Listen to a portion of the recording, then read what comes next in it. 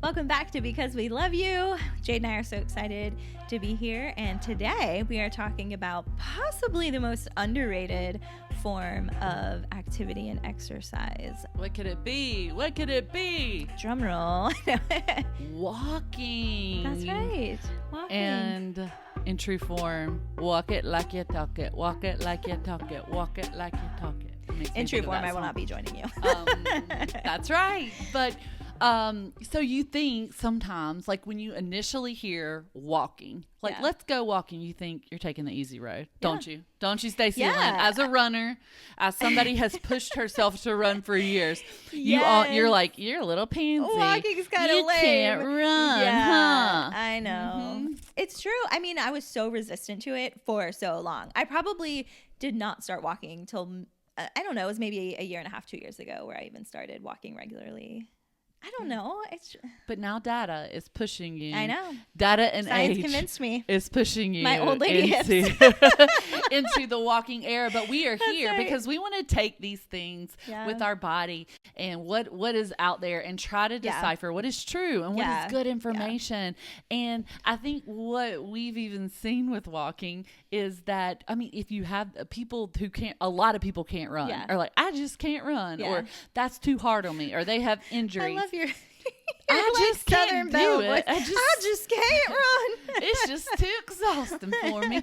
But then they opt to do nothing. Yeah, do nothing. That's right. And so walking is great because it's low impact. It's inexpensive, pretty much as long as you have a decent pair of shoes. You can get out there and do it anywhere. Hey, I've done it in Birkenstock rubbers. You do walk in the weirdest shoes. I do not get Birkenstock that. Birkenstock rubbers have a lot of support. I have, not the leathery ones, like the real firm. Yeah, not that you haven't done that, but yes. Great arch support. I even find that they're even better than my sneakers sometimes. Oh. Yeah, I know, and they give me more support. Shout out to Birkenstock. I got in trouble, working out with. Oh, that's those true. weren't my rubbers, but you stop saying rubbers, please.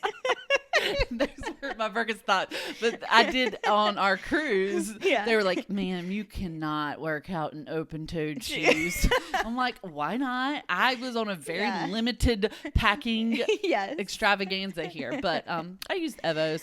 Oh my gosh, it was great. That's great. Still made it happen, guys. Don't worry. Still made it happen. But yeah, walking. So funny.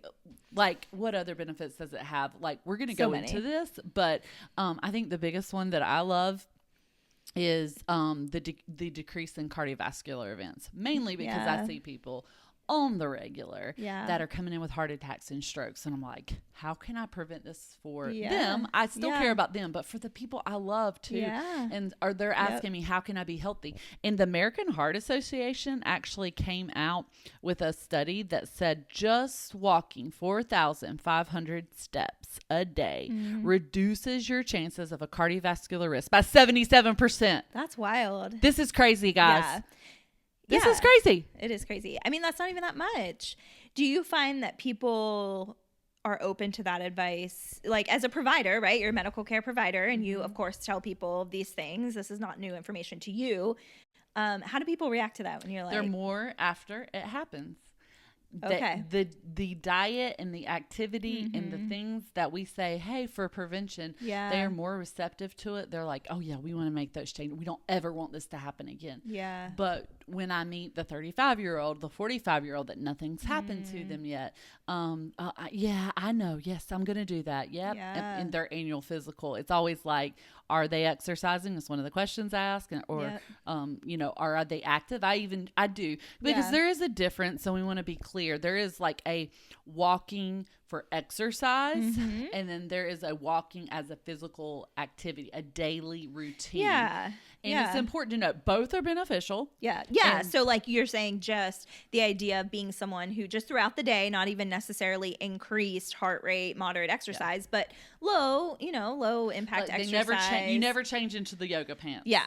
Walking in those Birkenstock rubbers. No, I even wear those with the yoga pants. I even use those for full-on exercise.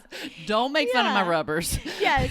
But just like you're in the office, you're at, or whatever you do daily, and just how many steps are you getting are you sitting in a desk all day, or, you moving your body? Are you parking at the back of the parking lot and walking into the store? Yep. Are you taking the stairs instead of the elevators? This is just your day to day. And we've done a little we did an episode on the blue zones, like where people are the healthiest, and it was hands down that people are the healthiest in the areas in which they walk for just their daily routine. They walk to the grocery store, they walk to church. These areas. These blue zones are places with the most centenarians, people who live to be at least 100 or over, and that's what they say is just their natural body movement. Their day is just full of natural body movement, walking to the store. Taking the harder road. Because I think about one of the things that made the most impact with me was when we talked about the blue zones and they churn their own butter. Oh. And so. Okay, churn their own butter is... No. They did, Stacy Lynn. They were talking about mixing batter for cakes. No, they churn their butter too. Maybe they do. Maybe they now, churn their butter. Anytime I want homemade ice cream, I'm like, we need to make that ourselves. Like, we need to be out there grinding. So this funny story, I made sure it happened one day, and I started it, but then things got there was a lot to do, and I just remember my dad was forced to finish the churning of the ice cream, and I was like, this is sad. Like, I'm making my poor old dad churn my ice cream, and so then we got an electric. It's good for him. But it is, it is. It's make good. Him churn the ice cream, Jade. Churn that ice cream. Another benefit of walking in particular is our oncologists, they definitely push this, but the decrease in breast cancer. Specifically, all cancers. It's interesting that specifically they're seeing so much benefit for breast cancer.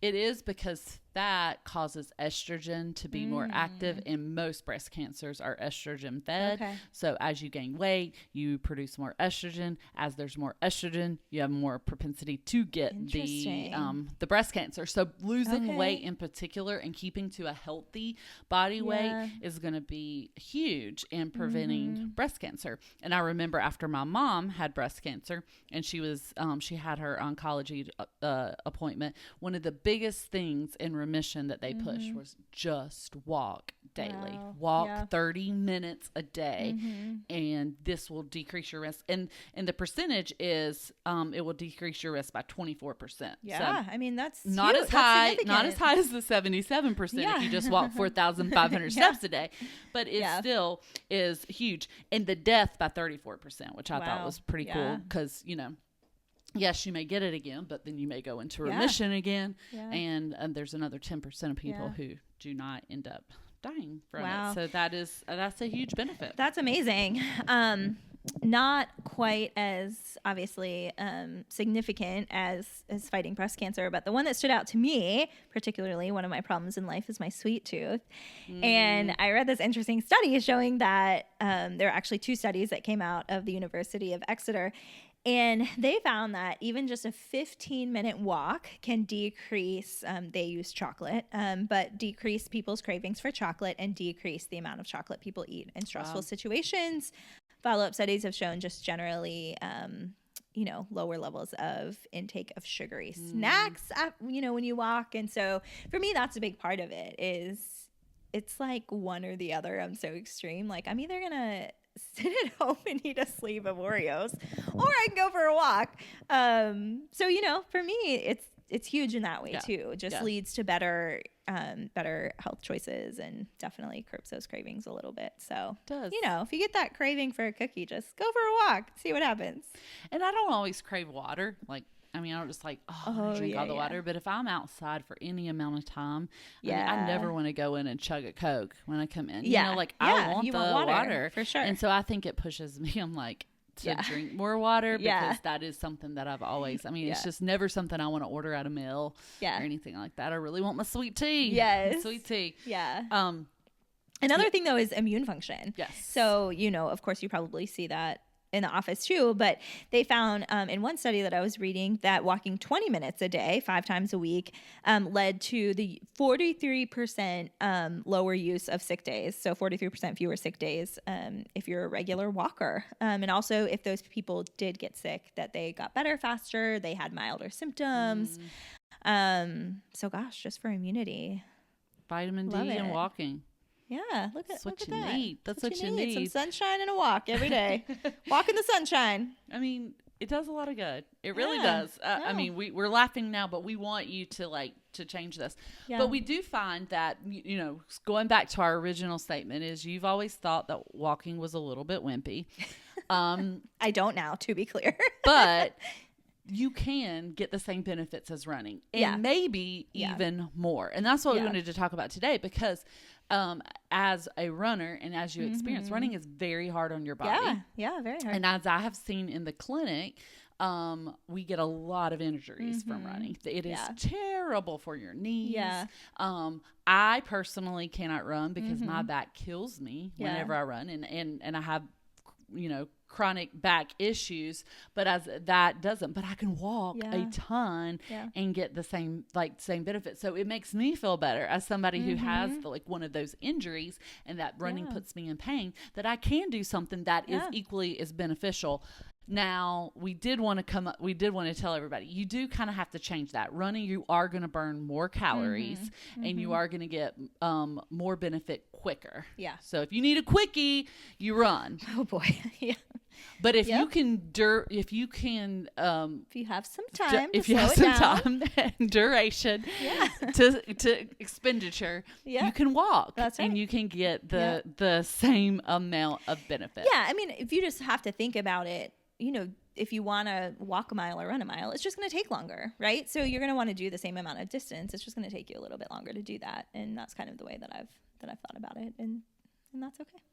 Yep. Because you're prone to have less injuries, and it's you know, and you'll run out of your shoes less too. Like when I walk, I can walk a long time. When you run, you're I know you wear those things out. Those rubbers are decreasing every day. I like the rubber on the bottom of them. I'm like, dang. Yeah, that's true. But it is important, and I will tell patients this as well. When you are walking, you do need to be at a pace. I mean, you need to want to have more oxygen. You need to be out of breath. Yeah. Because that is there's something that is your metabolic equivalent, and that is saying the pace in which I go and the oxygen in which I need. So the intensity plus the oxygen demand is how many calories I'm going to burn. Right. And that does change. Like, you know, sometimes we'll wear our watch and I'll walk the same amount with you at the same pace as you. And I'll be like, burn 400 more calories than you. And you're like, oh my goodness, because the body weight is different. Yeah. Body weight is different. Age is going to matter as well.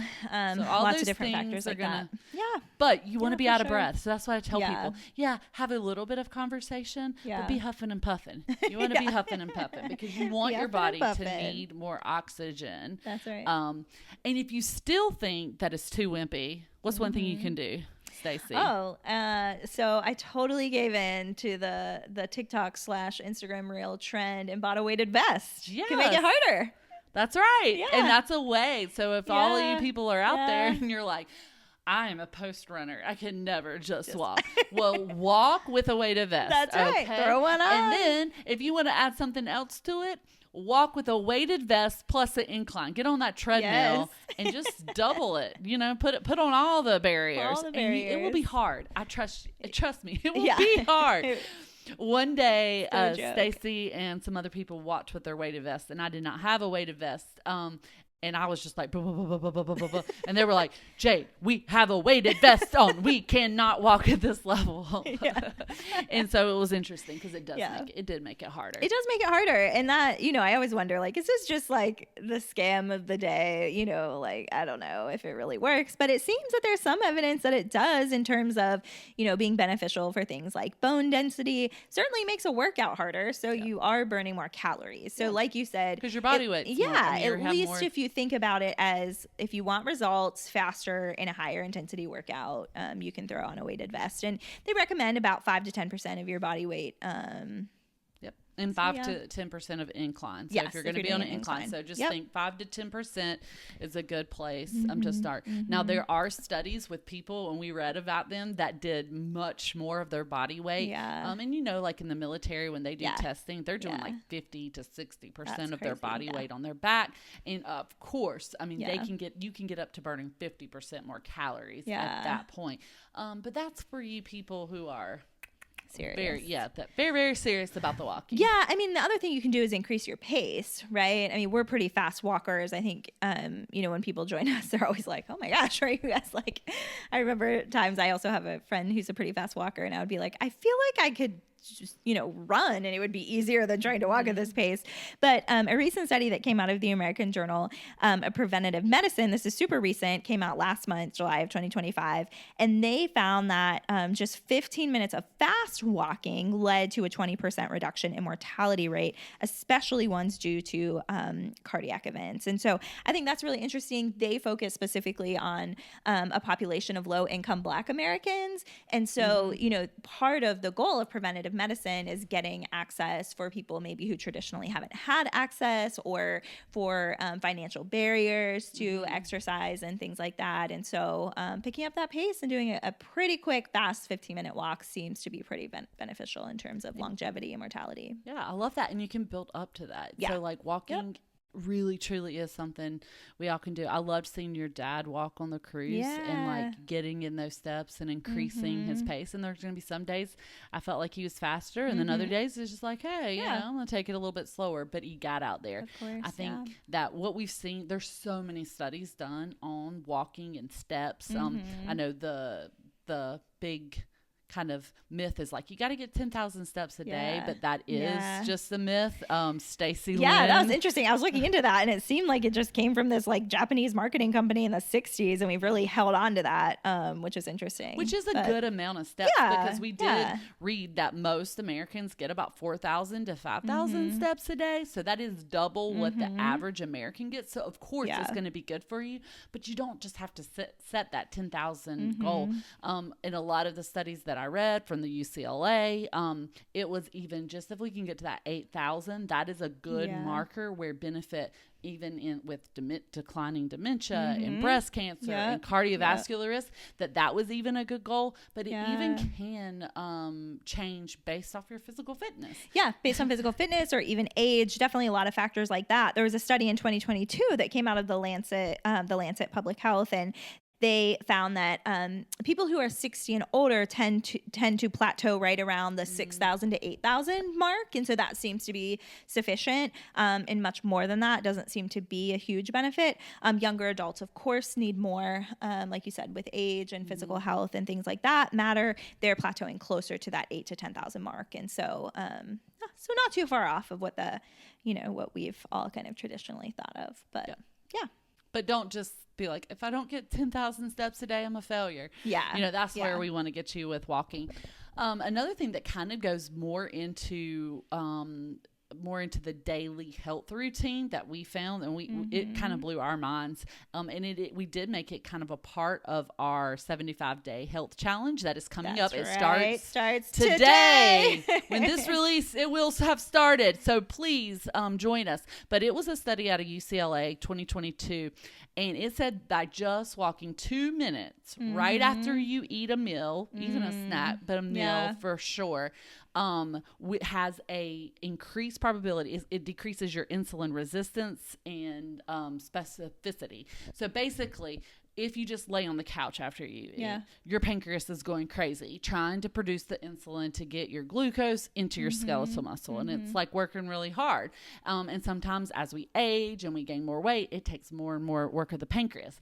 But when we just go out and we use our skeletal muscle, your body's like, oh my goodness, they need this glucose. They need this sugar to go into their skeletal muscle now. So it pulls it in right then and there. So this is not put on, again, you can wear any pair of shoes like for this. This is just get your family outside after dinner and walk for 2 minutes. Maybe that's when you go get the mail. Maybe that's when you go walk your dog. That's when you go talk to the neighbors. That's when you work on some skill. Your daughter's a volleyball player. If your son's a basketball player, you go shoot the hoop. Be active. Use your skeletal muscles for just that 2 minutes. Maybe make it 10, like we are encouraging you to do with the 75-day health challenge. But it is so beneficial. And can prevent a ton of things. And this is such an easy way, free, easy way. And it's better than just going and laying on the couch. That's right. So kind of like to wrap up, so many great benefits of walking, both as just kind of a daily habit to get into, but also as a form of exercise. And so we would just encourage you to think about practical ways to work this into your daily life. And so, thinking about things like maybe you want to get a weighted vest, maybe you want to think about stepping up your pace a little bit. Maybe if there's a day you don't make it to the gym, remembering that, hey, doing a 30-minute walk, high intensity, fast pace is just as good, that's great for your body. Our trainer always says, like, active rest is better than rest. So even if you're not doing your typical workout, it's a great active rest day thing. And just, working in this quick walk after meals, I think could be a game changer for people. So yeah. And as we have said before, you're doing this not just to look a certain way, not just to be a certain way. You're doing this to prevent some of these things that really can set you back in life. And it's preventative medicine. Like so this is your pill. This is better than a pill. Yeah. And so if we can encourage you, don't discount the walk. Yes. Walking is good, and we want to walk with you too. So we're going to put some walking dates over the next 75-day challenge, that if you want to come out and walk with us, you can wear your weighted vest, you cannot and wear your Birkenstock rubbers. I think I'm going to do better than a rubber for that. No, so, like, if you're hitting it hard, you want to wear good supportive shoes. Protect those arches. Right. Protect those arches. But we talk about these things. We want to educate you because why, Stacy? Because we love you.